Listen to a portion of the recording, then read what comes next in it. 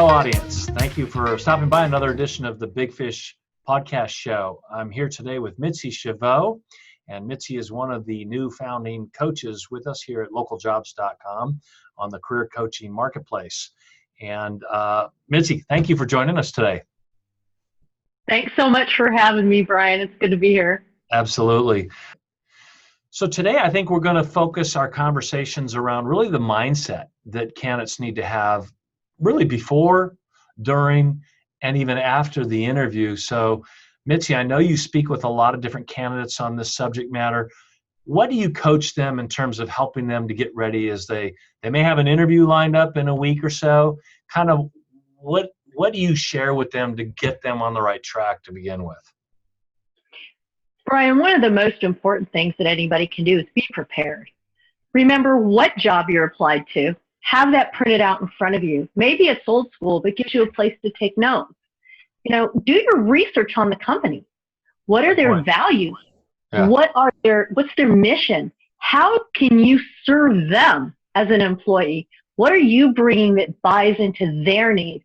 Because interviews, while they're a two-way street and there's really a lot of growth and opportunity to relax into that, you're going to be a lot less nervous if you know who they are and what you can deliver for them.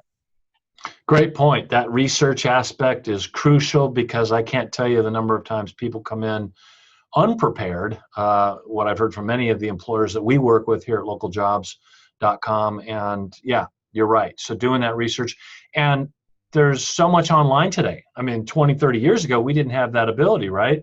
Mm-hmm. I'm a little gray of hair here, so we went back to the Yellow Pages. Yeah, we had to go to the Yellow Pages, or we go to the library and you go to Hoover's and you look up what you can find on people. But today with the web, virtually every company's got a website.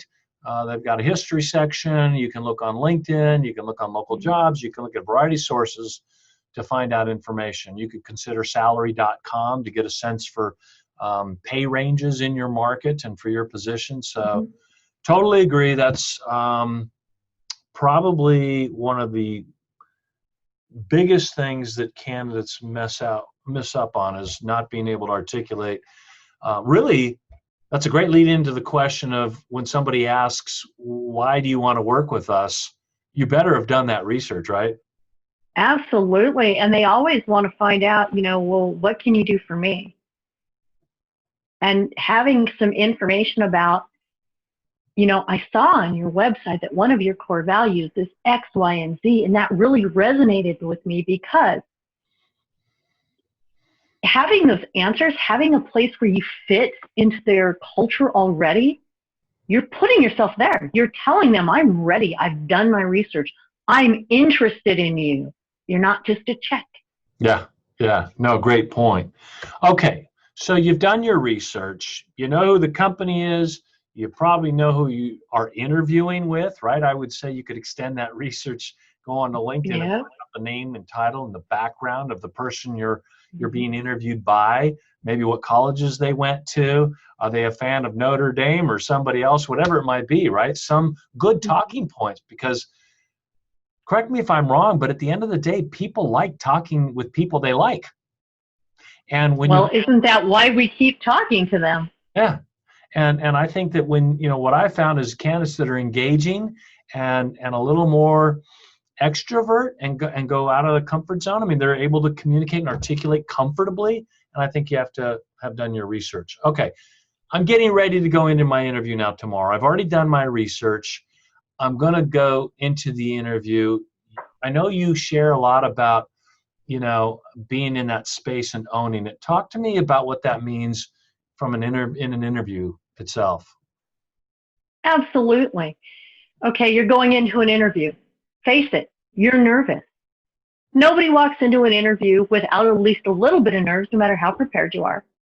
And if you give yourself permission to be nervous, if you're one of those folks that gets super nervous, just, gosh, I'm so excited to be here. I've got to share. I haven't done this in a while. I'm feeling a little off my game. I'm a little nervous, but I'm excited. How can I support you, or what can I do? Turn it over to the interviewer, but really own that space. Nobody goes into an interview to fail. I haven't met one yet, and hundreds of people that I've talked to, I've never seen anybody say, I'm going in to tank that interview. Right. So, you know, you're going to do the best you can with what you have on any given day. How much sleep did you get? How bad was the traffic on the way to the interview? Who irritated you just before you walked in the door? And can you put that away? Interview them. Know that you're the expert in the room on you. There's nothing anybody on that interview table can tell you about you. They don't know your strengths. They don't know your weaknesses. They know what's on a piece of paper. Draw more than what's on your resume. As I referenced on my resume, I have this expanded experience in X, Y, and Z, and I can see where with this focus on this job, I could really use those crossover skills that I bring with me to drive home the goals of the team. Great. You're hitting on a couple of important buzzwords there, right? Team, accomplishment. You know what I really liked about what you said earlier? What really it was coming across authentic. I mean, when you say to somebody, boy, haven't interviewed in a little while, I'm a little nervous, forgive me. I mean, there's an element of humbleness, transparency, authenticity that comes through. If somebody says that right away, I just want to help them succeed, right? I mean, you don't come across that every day. So that kind of is a nice icebreaker. And like I said, comes across very authentic. So great points. Okay. So you've done the interview. You think you've maybe hit a home run, or maybe you just think, I think it went well. Mentally, how should people be prepared to handle what happens over the next week, 2, 3, whatever that might be? What's that look like? Oh, I'm so glad you asked, because this is my favorite part. Only 2 things can happen in an interview. Either you get the next round or you don't. Yeah. It doesn't matter if it's the first round, the third round. It doesn't matter if it's the last round. Only 2 things can happen. Either you get the next round or you don't. So what can you learn? What we believe we remember happened is colored by a lot of moving parts. Unless you have a recording of that, you don't really know what you said, you know, how you feel about it. So what can you learn? What do you remember that you want to bolster? What could you do differently that would make you a better candidate in another opportunity? What did you do really, really good? Write it down as soon as the interview's over. Try and save the stuff that you believe that you have, because each of these pieces goes into your toolbox, and your toolbox is what you take with you. It doesn't belong to anybody else. And that toolbox can serve you in an interview.